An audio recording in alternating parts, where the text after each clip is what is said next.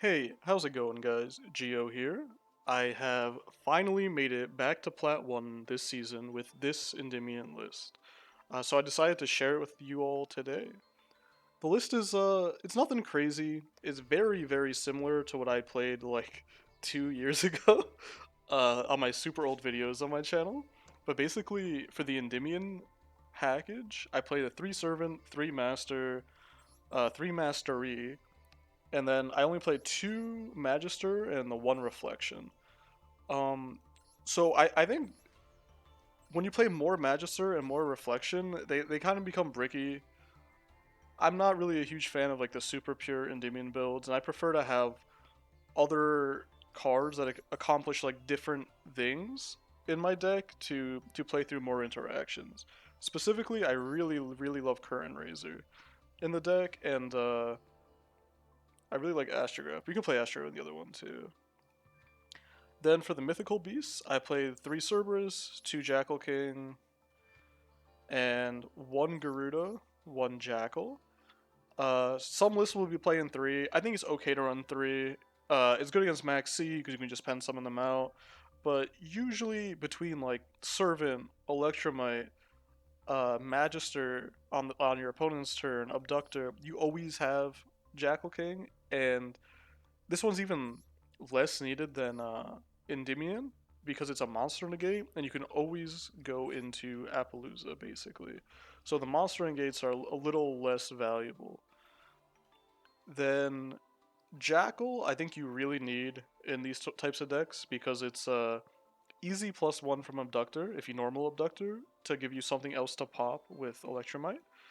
It's also a really easy target for Mythical Institution.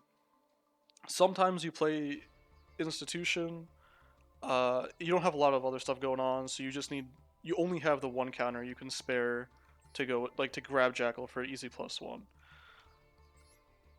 And then if you look at the other cards, I have Magician's Souls. That this is to search off of an Abductor. It's super nice because you can send one of your other guys like Reflection and then special it back out with Celine. It's just another way of getting into your big guys. And on top of that, his draw effect is very nice for this deck, especially when you have some like hard once per turn spells like Desires, or if you draw multiple Citadels. And then we have Archfiend Centric. She's kind of a placeholder. I figured it was like a best of one, so it's nice to have the the going second cards, like the extra going second card, I guess. But she's really just here because I don't have some of the other URs I'd like to play in this list. Uh, there's okay, so quite frankly, there's a couple things I would change if I had the URs. Mainly upstarts, I would absolutely play Upstart Goblin somewhere in the list. Uh, it would be very easy to replace Into the Voids, but I think I would replace the Archfiend and the 2 Called by the Graves. Because Called by, it's kind of a brick. The only time it's really useful is if both your 4 other cards are combo on their own, and your opponent has a hand trap. And it's like the times that both those things happen, I don't really like it that much because like it doesn't protect you from imperm, and a lot of times 4 cards can't get you through imperm, but like 5 could. And then again, yeah, it stops against Max C, but this deck you can still put up like 3, 4 interruptions, only letting them get like 3 cards, which isn't awful against Max C, but yeah, it's not great. And then I think a certain meta call I made, I guess, is that I really want ways to stop the zoo monsters, because like normal summons a zoo monster, make Borbo, go into Zeus, that beats 3 monster negates by itself. Which is obviously quite insane. So I really wanted cards that could bounce the like normal summons or things that might be attacking to make Zeus. So Garuda is one of them. You can search it in like a myriad of ways. You can search it off of Abductor. You can search it with Cerberus. You can search it with Electromite. Yeah. Stops whatever normal summon they have. Alternatively, you have Reflection, which again you can search through all the same ways basically, except not Cerberus, and you can even search her with Mastery. But in addition, you can search her with Souls, and then special it out on your opponent's team with Souls, which is pretty nice. And then the last way is Masquerena into Unicorn. Into the Void conflicts with Garuda and Masquerena a little bit because you have to discard your hand at the end, but you can also like negate spells to put them back after with Endymion, before before they enter the battle phase or whatever. But primarily Reflection is like the safest like thing to do. And then in the let's move to the extra deck, I guess. And then the extra deck, the only thing I really want to change is Jaja should be another Celine, but I only had one, and I spent a lot of my URs like on staples like hand traps and stuff for every deck that's not pendulums. So I kind of skimped out here a little bit, but I mean I think everything here is pretty necessary. Like Electromite's necessary, Nightmares are necessary, Appaloosa, Celine, access code Masquerena, absolutely necessary. You need at least another generic link too for follow-up turns. Honestly, it hasn't come up too much to be honest, but I think you need at least one. I like Daybreaker for some going second hands, but usually Electromite's going is better. Dweller is there just in case you have like a spare like Curtain Raiser and Abductor.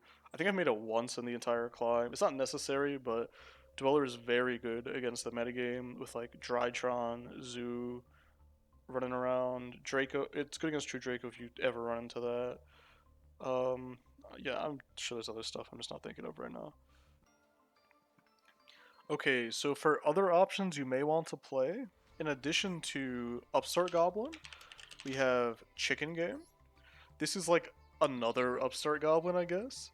But to fit it in my list specifically, you're gonna have to go to like 43 cards, and then you're losing even harder to Droll, which I've seen people play, probably for Drytron primarily, which I think is totally fair.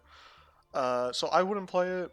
You can play Chronograph Sorcerer as another way to get to Electromite quickly, and it's another thing that if something's destroyed, it's another way of getting like Jackal King out before you're before Electromite or whatever, which is it's something considering. It's only at one though, and then you can definitely play Magicians, like just a small Magician engine. So basically, Pendulum Call is just a ridiculous fixer spell. And on top of that, with Duelist Alliance, it's 2 spell counters, which is wonderful. And then you can search like Harmonizer. Oops, Celestial. There we go. And then Celestial is really nice because you know how I said Into the Void conflicts with what was it, Masquerena and Garuda? You can actually use Celestial's effect to at the end during the end phase add a pendulum monster from your deck to your hand, and this is during the end phase. So you can actually order it so that you discard and then add off of Celestial, which is super nice. You can even add like Reflection and then special that out from your hand with Celine too. Whatever. I think it's a really nice option to have in the deck. And then there's one other thing that I have not tested, but it's something I want to, I'm going to try messing around with soon, is using Strikers. Because just playing 2 Engage and 1 Hornet Drones, uh, that's 3 spell counters by itself if you play like 1 Kagari. You're going to need Kagari, Hayate, and Shizuku as well. And then it's a Link 2 for free with like, no investment whatsoever, and there's 3 spell counters, and then you can very easily make Appaloosa before your pen summon, which is pretty nice. It's something worth considering. Usually I want the EMZ for Celine though, but yeah, like I said, I'm considering trying in the future. Well, I think that is it for now, so have a great one, everybody.